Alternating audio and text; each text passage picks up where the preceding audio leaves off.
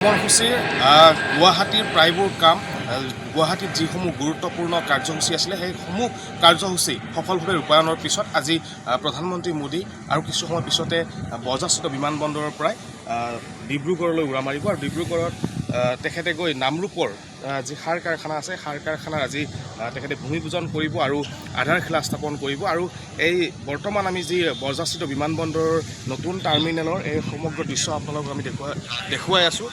ইতিমধ্যে প্ৰশাসনৰ ফালৰ পৰা কটকটীয়া নিৰাপত্তাৰ ব্যৱস্থা কৰা হৈছে। ঠায়ে ঠায়ে পুলিচ প্ৰশাসন মোতায়েন কৰা হৈছে।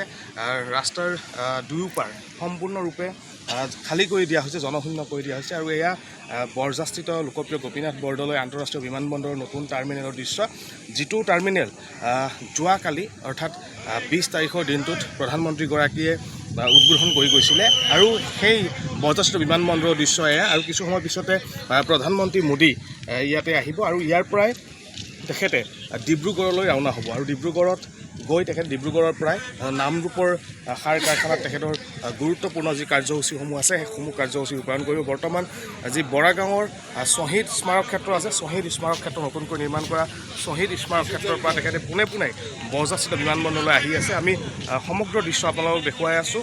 ইতিমধ্যে প্ৰশাসনৰ ফালৰ পৰা কটকটীয়া নিৰাপত্তাৰ ব্যৱস্থা কৰা হৈছে। পথটি যি নতুন টাৰ্মিনেললৈ অহা যিটো পথ, এই পথ